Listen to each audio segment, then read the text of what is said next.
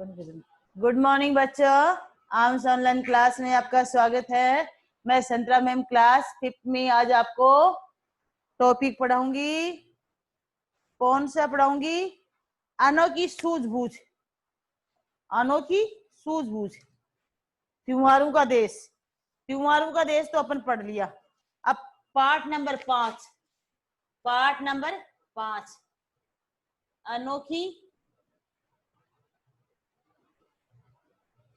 अनोखी सूझ। अनोखी सूझ बूझ भी आ जाएगा, कोई टेंशन नहीं। ठीक है, टॉपिक है अपना। तो आज इसमें अपने पाठ पे चलते हैं।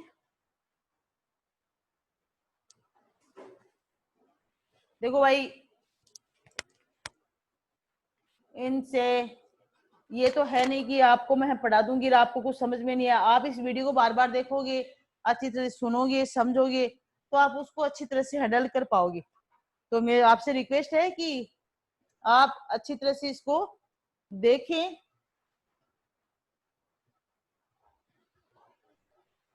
चलो तो आप चलते हैं टॉपिक पे। अनोखी सूझ। अब क्या अनोखी सूझ है? अनोखी सूझबूझ पुराने जमाने की बात है, आज की नहीं, बहुत पहले की बात है। पुराने जमाने की बात है भाई।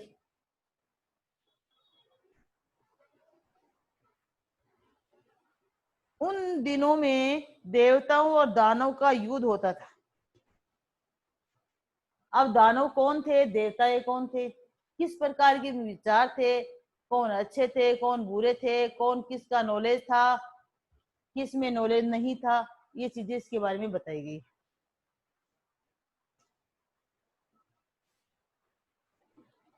तो अपन देखो इसके बारे में पढ़ेंगे। ठीक है बच्चों, तो देखो, पुराने जमाने की बात है। उन दिनों की देवता और दानवों में युद्ध हुआ करता था। दोनों पक्ष मिलकर एक प्रजापति के पास गए।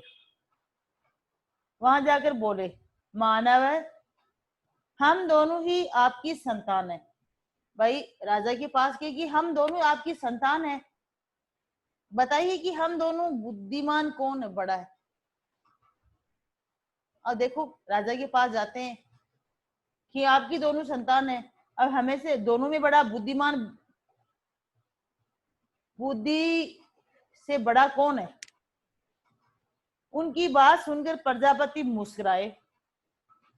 क्या? प्रजापति, देखो प्रजापति कहाँ बैठा है, ये बैठा है, ये मुस्कुराया।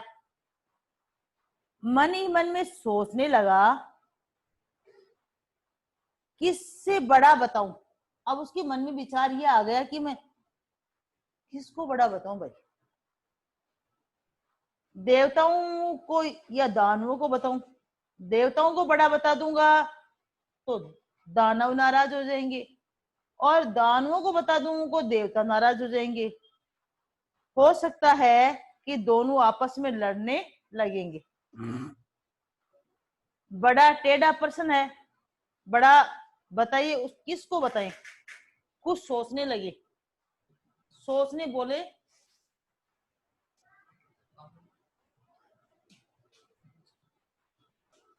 ये सोचने लगे कि किसको बड़ा बताऊं। इनको बता दूंगी तो ये नाराज हो जाएगा, इनको बताऊंगी तो ये नाराज हो जाएगा।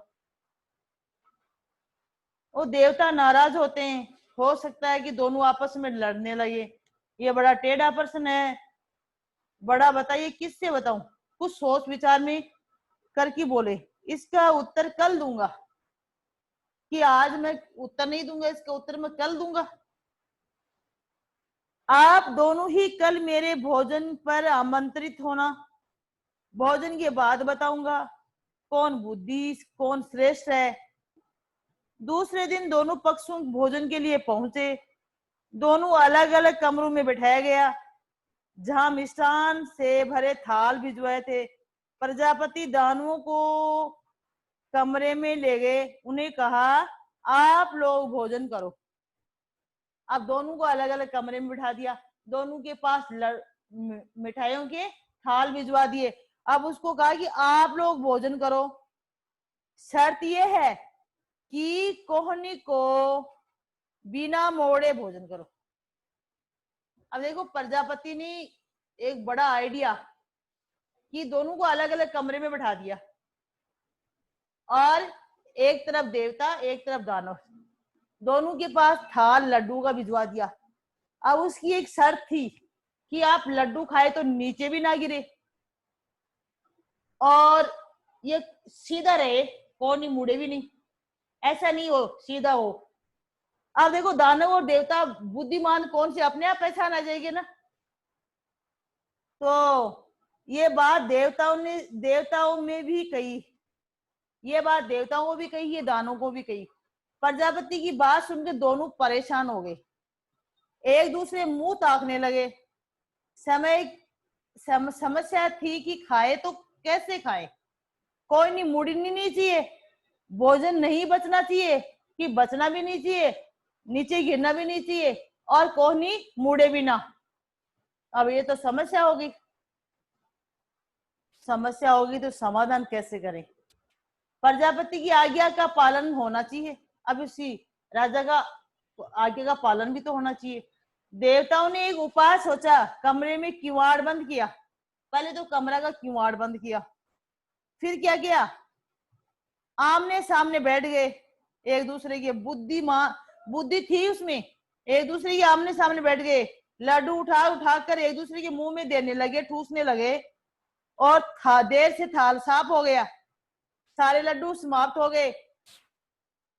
न तो हल्ला मचाया न शोरगुल मचाया, देवता ने शांतिपूर्वक भोजन किया, क्यों उसको हल्ला करने की जरूरत ही नहीं है, हाथ से उठाया दिया। और दानव अपने कमरे में परेशान थे, सोचने लगी बेकार ही में आए, न आते तो अच्छा, परीक्षा तो नहीं देनी पड़ती, आ ही गए तो परीक्षा देनी ही पड़ेगी। दानवों को किवाड़ बंद किया, लड्डुओं का थाल पर टूटे, लड्डू को ऊपर से उछाले, लड्डू का नीचे आते हुए मुंह खोला, लपकने लगे, लड्डू जमीन पे गिर गए, चूर चूर हो गए। कमरे में हो हा ही हा होने लगी और चीखने चिल्लाने की झगड़ने की आवाज सुनी। सारी स्थिति स्पष्ट थी। प्रजापति ने कहा, देवता ही सर्वश्रेष्ठ है, जानते हो क्यों? इसीलिए क्योंकि सहकार की भावना से काम किया है, खुद भी खाए हैं, दूसरों को भी खिलाए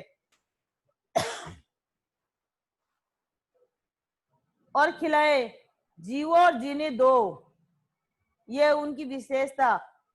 इसने बुद्धि से काम किया है, सूझबूझ दिखाई अपनी, आमने सामने बैठकर एक दूसरे को लड्डू खिलाए हैं, थोड़ी देर बाद में थाल साफ कर दिया।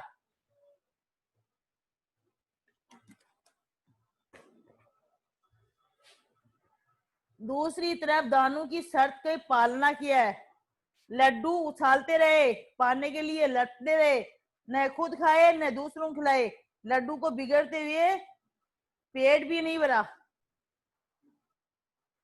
तो बुद्धि का फैसला हो गया, राजा के पास आए तो राजा ने ऐसे तो कैसे बता दे कि देवता अच्छे हैं तो वो नाराज हो जाए, उनको बताए तो वो नाराज हो जाए, क्यों नहीं तो एक शर्त ही रखें, वो पूरी कर लें, से बुद्धि से काम करेंगे तो सही हो जाएंगे, वही फैसला हो जाएगा। तो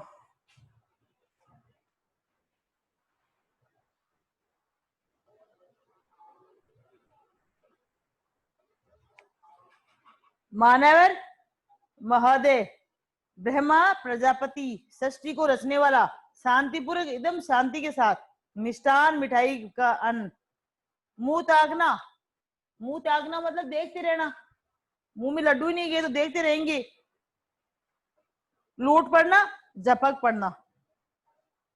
अब ये है अपने क्वेश्चन आंसर है, वो अपन कराएंगे अगले मंडे को करवाएंगे। और जब तक ये है, जैसे में क्वेश्चन दिए हुए हैं कि प्रजापति ने भोजन करने के लिए किन को आमंत्रित किया, देवता और दानव को। प्रजापति ने भोजन करने की शर्त क्या रखेगी, दोनों की ये शर्त रखेगी, कौन को मोड़े नहीं, नीचे गिरने ना दे और शांति पूर्वक खाएं और थाली को साफ करें। देवताओं ने अपनी सूझबूझ कैसे दिखाई? देवताओं ने अपनी सूझबूझ एक दूसरे को लड्डू खिलाकर शांतिपूर्वक दिखाई। शोरगुल कौन कर रहे थे? दानव, क्योंकि उसको लड्डू खाना नहीं आ रहा था। प्रजापति श्रेष्ठ बताया, क्यों? किसको बताया? देवताओं। क्यों? क्योंकि वो शांति प्रिय अपने लड्डू एक दूसरे को खिला रहे। थाली भी पूरी खाली कर दी, एकदम शांति के साथ खाया। तो ये था अपना देवता और दानवों का पाठ, जिसमें अनोखी सूझबूझ। बड़ा इंटरेस्टिंग पार्ट है, बड़ा मजा वाला पार्ट है। तो अपन अगले मंडे को करते हैं। तब तक अपने इस वीडियो को अच्छी तरह से पढ़ना भाई, पाठ अच्छी तरह से पढ़ा करो। एक बार नहीं, दो बार नहीं, तीन बार नहीं, रिपीट करो बराबर, ताकि आपको अच्छी तरह से समझ में आ जाए कि किस तरह से ये पाठ है, इस पाठ में क्या दिया गया है। मैंने पूरी लाइन बताई आपको। अनोखी सूझ, अनोखी सूझ में देवता और दानव होते हैं, एक ही बाप के पुत्र। अब वो दोनों अपने राजा के पास जाते हैं, वहां से कहते हैं कि हमारे में से बड़ा कौन है। अब वो तो कैसे नाराज कर दे उनको, एक शर्त के अकॉर्डिंग ही, इसके काम के अकॉर्डिंग ही उसको पहचाना। अपने आप न तो नाराज हुए न कोई और वैसे बुद्धिमान जो होगा वो दिखेगा। तो ये है, इसकी कहानी है, बड़ी इंटरेस्टिंग रुचि की कहानी है। इनको आप ही पढ़ोगी तो आपको अच्छा लगेगा। और बार बार पढ़ना, बुक्स नहीं है तो बुक खरीदो, और नोटबुक नहीं है डालो, आप होमवर्क करो अच्छी तरह से, ताकि आपको थोड़ा काम करने का मौका मिलेगा। और इसलिए आज आज का वीडियो यहाँ खत्म होता है, और तब तक मंडे तक आपको गुड बाय। ओके बच्चों, थैंक यू।